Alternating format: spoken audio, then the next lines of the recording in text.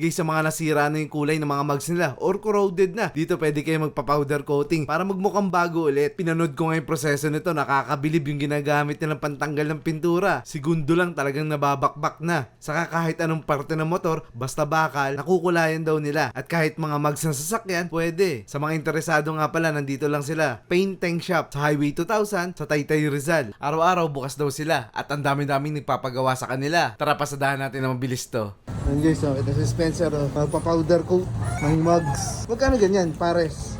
Depende po sa kulay. Kunwari, ang kulay natin candy color, 2.5 po yun, dalawa na. Candy color. Sa 14 po, size 14. Kunwari, 17 naman, 3,000. Candy color, tinatawag sa amin yan. Dalawang base kasi.